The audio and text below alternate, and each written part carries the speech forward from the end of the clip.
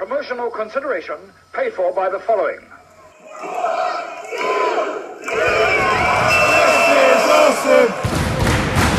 This is awesome!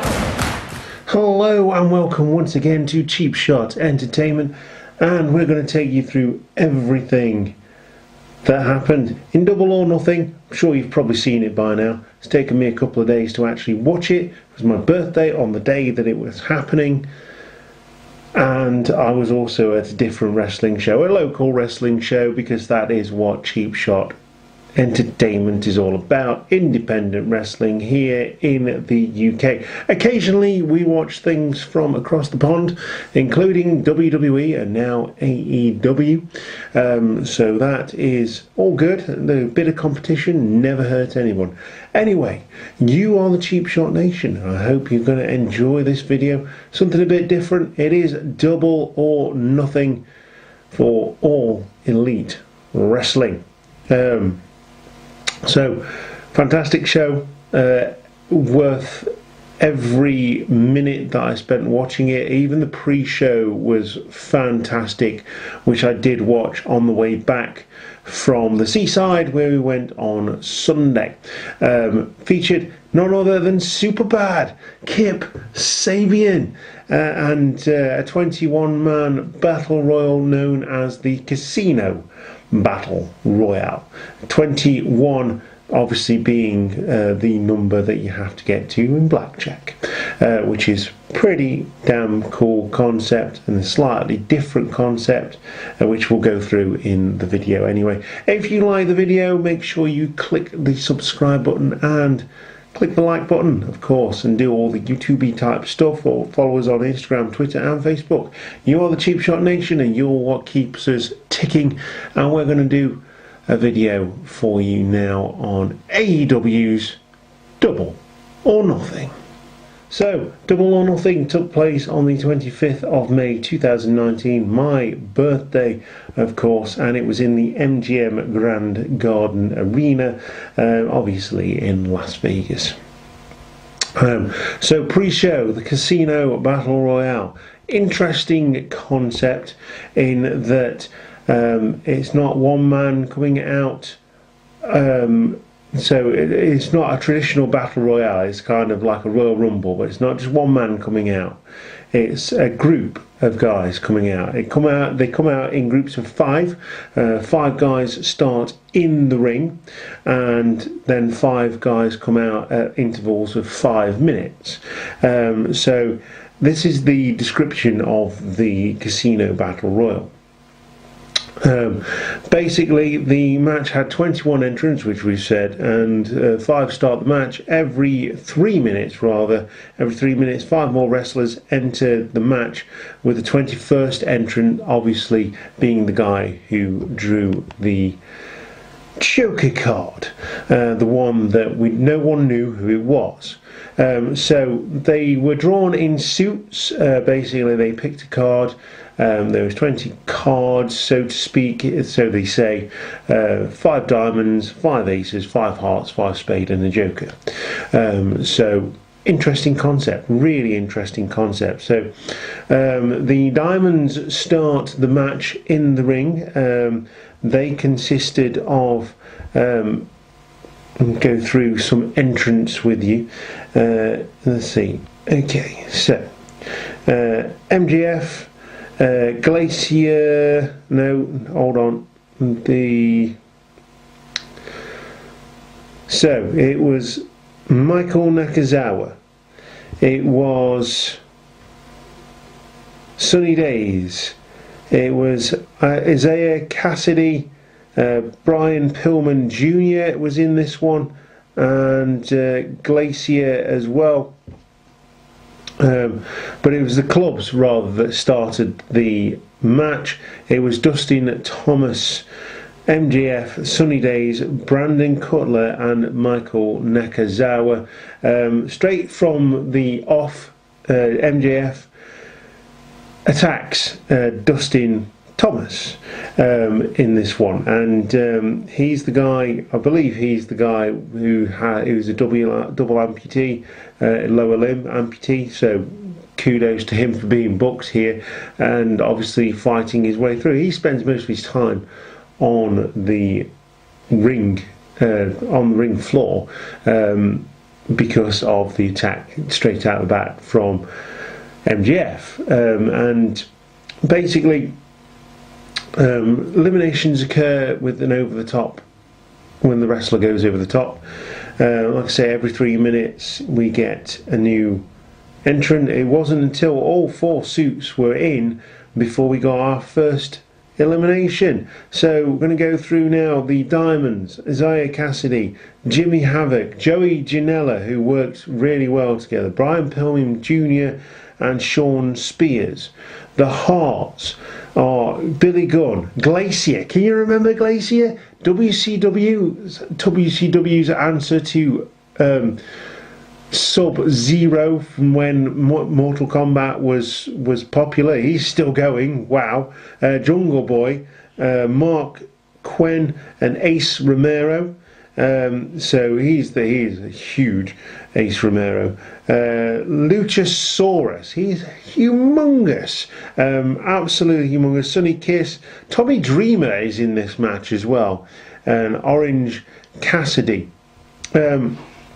So they start getting eliminated, and it comes down to MJF and let's see, MJF and Luchasaurus. So MJF eliminates Luchasaurus, and he thinks he's won the match. No, because the Joker, known as Hangman Adam Page, comes out from underneath the ring from the outside. He wasn't eliminated, sends MJF over the top rope, and he wins the inaugural Casino Battle Royale here at the MGM Grand Garden Arena for AEW's Double or Nothing. And what that does is it puts Hangman Page into the inaugural title match for the AEW World Championship, and he is going to face whoever wins between Kenny Omega and the Alpha Chris Jericho, and that's obviously going to be later on in the show. So your winner in the Casino Battle Royale is Hangman Adam Page.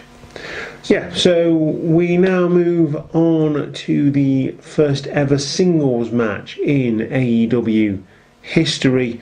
It is Sammy Guevara versus my boy Kip Sabian. He is super bad. Basically, this match is very evenly paced. These two guys go really well hand in hand together. Say that Kip Sabian has wrestled most of his time in the UK, in the Midlands, in Yorkshire and places like that. To go over to America and put on a show like this really proves his worth. These two guys need to have more matches. If anything, Kip Sabian needs to become heel, and they need to form a tag team, because they would make a great tag team together. But basically the match ends after some fighting on the outside. Match ends with Guevara trying to hit the cannonball spin senton thing. I think it's a 630. Kip gets his knees up, looks nasty, and then Kip hits the burning hammer face slam for the win. So your winner is super bad Kip Sabian in this one, and that brings us to the end of the buy-in, the first ever buy-in for a pay-per-view show by AEW, and it was shown free on ITV4 here in the UK. The Elite come out then to welcome the crowd to the show. Brandy Rhodes says it is the first ever sensory inclusive pay-per-view ever to be aired on TV, which is pretty cool. I don't know how it was sensory inclusive, whether it had audio description, which is a standard thing in British TV anyway. I don't know what else they did, but pretty cool concept here. We go on to the main card now. And we get SoCal Uncensored, which is Christopher Daniels, Frankie Kazarian and Scorpio Sky. They do some Queen references, and they defeated the Strong Hearts, which consist of Seema, T-Hawk and El Lindaman. And that is a 6-man tag team match. Really good match, lots of high-flying action there in this match, and the finish was absolutely phenomenal as well. These guys are really pulling it out here in their first ever show for AEW, and I was really impressed by this match. But I mean, Frankie Kazarian, Christopher Daniels, they're always going to be good anyway, and the other guys, the other 4 guys, really pulled their weight in this one. But SoCal Uncensored win this match with an assisted tombstone pile driver with Kazarian. I think it was Kazarian. It might have been Scorpio Sky doing like a full-on sort of 450 splash with the tombstone pile driver driving whoever Christopher Daniels had in the pile driver into the mat for the 1, 2, 3, and your winner is SoCal Uncensored in this one. So far, a really, really good show. So we next get the first ever women's match for AEW. It is billed as a triple threat match. It eventually becomes a fatal 4-way, which I will get to in just a second. It is Dr. Britt Baker, DMD, and Nyla Rose, Kylie Ray, which I think is like an indie version of Bailey. I don't know, but I was really impressed by all of these ladies. Brandy Rhodes then comes out dressed for a match, and everybody thought, okay, it's going to be a fatal 4-way. Brandy Rhodes is going to be in the match, but she says that she doesn't want the. I thought she was going to say this match is not just going to be a great match, but it's going to be elite, and then she would go down to the ring. She didn't. She said the word awesome, and the only person I think of when I think of awesome is Mike Awesome, but obviously he's not around anymore, rest his soul, and the only other person I think of there is Awesome Kong. Of course, she is not Karma anymore, she is Awesome Kong, and she gets revealed as the 4th entrant into this match. Again, really solid match from these ladies, and the ladies getting quite a bit of ring time in this one. It does come down to Kylie Ray, who is the eventual winner, and basically she hits a super kick and a Falcon Arrow neck breaker for the win on Dr. Britt Baker, I believe. So no, I've got Dr. Britt Baker hitting that on Kylie Ray, actually. So yes, so there you go. And it is Dr. Britt Baker who wins that match, pinning Kylie Ray for the finish. And yeah, like I say, the lady's getting quite a bit of time in this pay-per-view, which is decent. You know, it was very wrestling orientated. There wasn't a lot of filler, and that was really good. And you're seeing lots of ex-WWE, lots of indie darlings as well in this show, which is always good. I love indie wrestling. It's brilliant. We next go on to another tag team match, very sporadic in its billing. This singles match, 6-man tag match, fatal 4-way match, tag match is, yeah, I mean, this is what it is. Get as many people onto the show as possible. All good. AEW. Anyway, it's the best friends. It is Chuck Taylor and Trent Beretta, and they defeated Angelico and Jack Evans in this match, and they did that by I don't know. I haven't written that down. But it would be the Best Friends who would pick up the victory in that one. And yeah, again, really good match. Didn't write down the finish, which is a bit of a dud, really, isn't it? Never mind. But yeah, the Best Friends win. Chuck Taylor and Trent Beretta win that tag match. We go on to another tag team match next. Why can't, quote of the night from Jim Ross, why can't tag team wrestling be great as well? Exactly, Jim, exactly. 6-woman tag match, all of these ladies coming over from the land of the rising sun. So if I mispronounce any of these ladies' names, please just correct me in the comments section down below, after you've clicked the thumbs up, of course. It is Hiroku Shida, Riho Abe, Ryo Mizunami, and they are going against Aja Kong, who I have seen, Yuka Sakazaki and Emi Sakura. So two teams that have been chucked together in this one, not used to being together in tag team matches, and it did show from both sides. But the winners in this match are the face team, who I would perceive as the face team, in Hiroku Shida, Hikaru Shida, Ryo Abe and Ryo Mizunami, and they defeated the other three ladies in this match. That's taken up most of the review here, and they defeated them via, and I've got this written down, I believe, a missile dropkick for the win. So bit of a weak finish, but again, lots of talent in the ring, and I'm sure they'll come together and make a big statement later on.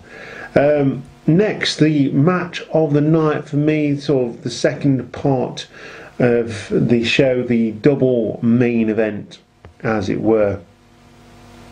Or the triple main event, because we've got the Young Bucks coming up as well. A bit of a strange entrance from Cody on this one, and it did strike a chord with me. I mean, is he just doing these things just to prove a point? Is he actually angry with Triple H and WWE? Or is he just doing it to get fanboys going, yay?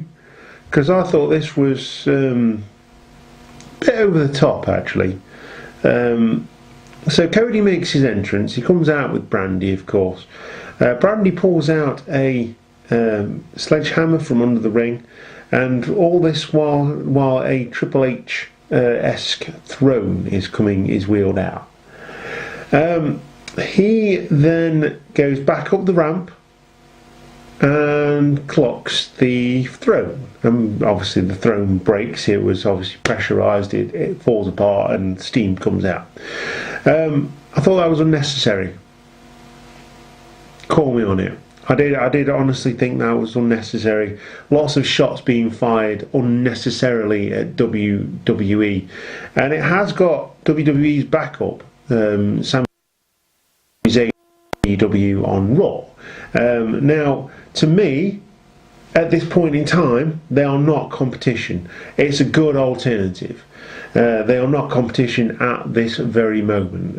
WWE is a juggernaut in professional wrestling. It's going to take a lot to knock them off the top spot, and they certainly won't do it now. Even with the Khan brothers' millions, billions, trillions, it's going to take a long time, and I thought that was very unnecessary of Cody Rhodes. That doesn't distract from the match and all the other news that I'm seeing on social media. Glorifies AEW and craps all over WWE. For whatever reason, WWE, it is PG. I don't dislike the PG. I don't know why people have got a bee in the bonnet about PG.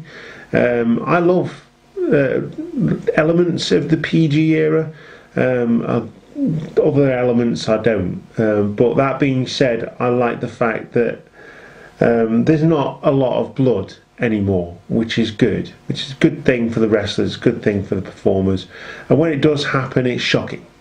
And it's something that's probably not planned. But going from that, I thought that was unnecessary. Dustin Rhodes makes his ring entrance. His usual sort of, he's got a sort of casino vibe going off, red versus black, but very much sort of reminiscent of the Goldust character with his face paint and his attire. Great match. Dustin Rhodes bleeds literally for his brother. His brother beats him from pillar to post. He destroys his brother Dustin. Cody Rhodes would hit the crossroads at one point, and Dustin would kick out, and the finish would be a gory bomb and another crossroads from Cody Rhodes to pick up the victory in this one, and easily, like I say, the match of the night. It did go for a fairly long time, in it being 22 minutes and 30 seconds. Pretty much unheard of in WWE unless it's a really, really big match. But the last three matches went quite long for what they were, but that's because the Elite was in them. So Cody Rhodes beats Dustin Rhodes in this brother versus brother, this match that has been building up for years and years and years. We thought we were going to get it in WWE. We did not get it in WWE. We now get it in AEW, and the payoff was fantastic. Doing their father proud, the Dusty Rhodes boys absolutely carrying on their father's legacy in two completely different ways, but now they've come together to form a tag team. It seems Cody Rhodes invites Dustin to be his tag team partner at Fight for the Fallen against the what he calls the best tag team in the world. It's hard to argue with that, in the Young Bucks, Nick and Matt Jackson, who are up next, incidentally. So next we get another tag team match. It is for the AAA Tag Team Championships. The Young Bucks took the championship from the Lucha Brothers. Another really good tag team match. Obviously, Matt and Nick Jackson. The Lucha Brothers are Pentagon Jr. and Rey Fenix. Pentagon Jr. is awesome as well. Just going to have a quick look here. They took the championships on March 16th, 2019 in Puebla, Buela. Obviously, that is in Mexico. Another great tag team match. Lots of high flying, loads of super kicks. Super kick city, here we come. Another assisted tombstone finisher would keep the belts around the Young Bucks' waists, and this match did go on for quite some time, a bit longer than the Rhodes Brothers match. It went on for around 25 minutes, and another great showing from the Young Bucks and AEW and the Lucha Brothers. Really, really good match. Incidentally, I am going to be watching this again on Friday with Woody, so I'm going to be taking it all in. Obviously, when you're making notes, you do miss things.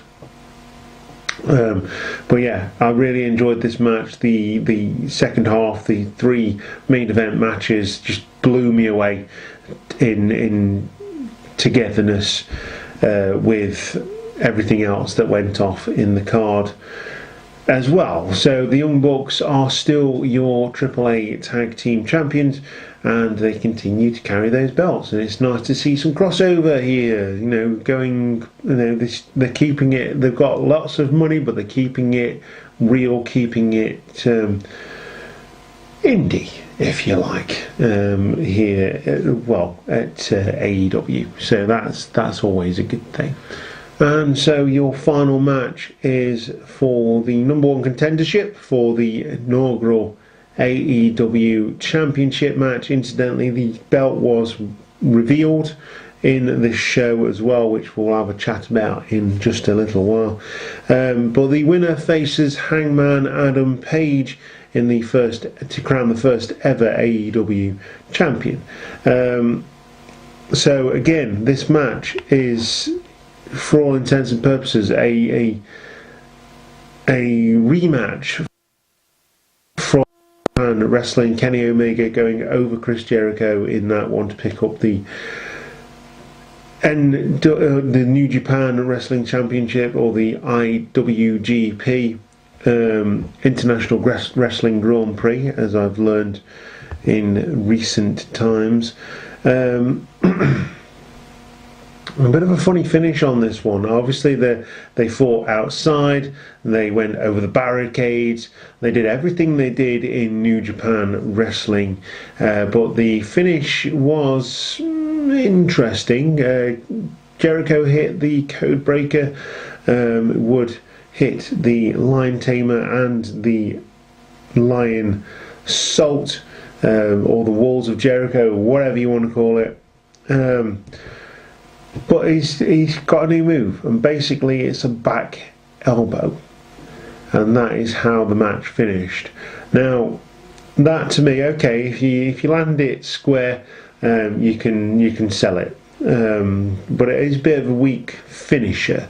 There's not much sort of fanfare in that, but then again, that's Jericho's character. I mean, his entrance was interesting, goes all the way back to his roots in WCW, going all the way through his WWE. He had the list of Jericho there as well, into his new persona. And of course, he's got long hair again now, which again is very interesting, very much back to when he made his debut on Raw back in 1999. But the Judas Effect is what finished this match. Square to the chin of Kenny Omega. Your winner is Chris Jericho, the Alpha Chris Jericho, in this match. And he celebrates over a prone Kenny Omega. It is at this point where Jericho cuts a promo. He said he was going to ask for your applause, he's going to ask for the fans' applause, and then he just says, no, I'm not going to ask for that anymore, because now you want to boo me. You want to cheer me when I'm coming out, and now you want to boo me because I've beaten Kenny Omega. Jon Moxley makes his way to the ring. Been talk about Jon Moxley, former Dean Ambrose in WWE, about whether his thing for WWE was a work. Clearly it is not. He is in AEW, and there's also talk about him going to New Japan. So obviously the whole thing, the Ring of Honor thing, everything else, the independent scene, AEW is trying to work both sides, trying to be a big player and an independent player as well. So that's decent. Anyway, Jon Moxley comes down and beats up Chris Jericho, hits the Dirty Deeds on Chris Jericho, picks up Kenny Omega, lovingly and sweet. Dirty Deeds to Kenny Omega. He throws Kenny Omega out of the ring and starts beating him up. Kenny Omega does try and fight back. They fight towards the back through the crowd, and that is where we finish Double or Nothing. Overall,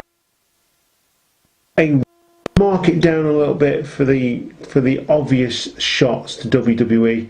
Don't know why they're doing that.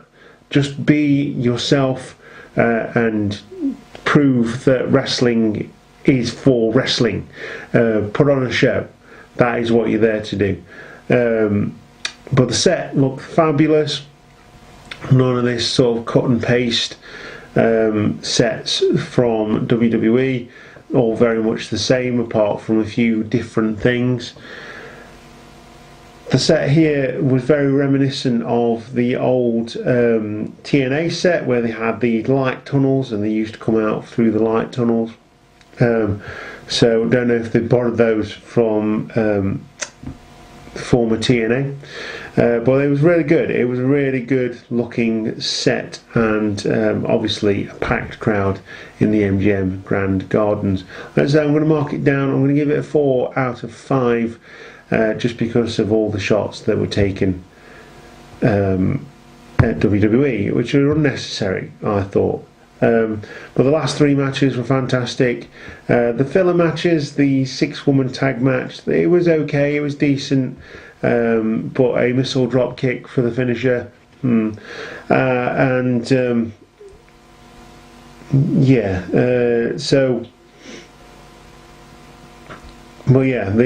fatal 4-way match for the ladies was really good as well. And SCU versus Strong Heart stood out in the first part of the show, and even the buy-in, the pre-show, was really good as well. And so that is everything that happened at Double or Nothing on the 25th of May 2019. Took place in the MGM Grand Garden Arena in Las Vegas, Nevada. And it was a really good show. Like I say, I've given it marks down for all the cheap shots that it took at WWE, unnecessarily in my opinion. I'm sure you'll disagree with that, but yeah, it is my opinion, and if you don't like it, leave us a comment in the comment section down below. Now, you can join us on Instagram, Twitter and Facebook. Banner probably going across here somewhere right about now, or maybe just happened. I don't know how this video is going to pan out. And don't forget to click the subscribe button and like the video. Ring that notification bell to know when we upload new content to the channel. So yeah, inaugural pay-per-view for AEW, fantastic, really good. Not seen it, go and find it, go and watch it, buy it on Fight TV. I don't know if you can still get it on ITV box office as a repeat, but it's definitely worth doing. There are a few highlights and things online as well, so worth checking those out.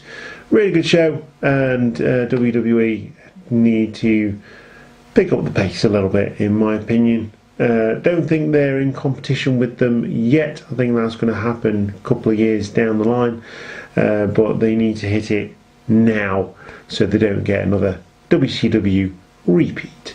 Anyway, you are the Cheap Shot Nation. I have been your host, Luke. This is an American Nightmare t-shirt. Bit too big for me these days, unfortunately, but I may turn it into a vest or something. Although I can't because of the Bullet Club logo on the arm. Sad times. Anyway, yeah, really, really good show. Like I say, join us here on the Cheap Shot Entertainment channel and all the social media channels. Thank you to you, the Cheap Shot Nation, for watching us, keeping us going in the independent wrestling scene. We've got lots of things coming up. We've got Preston City Wrestling. We've got Fightmare for the World Association Wrestling, obviously the famous Knight family, doing that with Grant Holt being one of the wrestlers. Also there is Billy Gunn, Hardcore Holly and Mick Foley, as well as Paige, so I understand. And yeah, that's going to be really good. Long blinking drive, but it's going to be really good. So we've got lots of things happening here on the channel, so keep it locked right here on Cheap Shot Entertainment, and thank you very much for watching. Goodbye.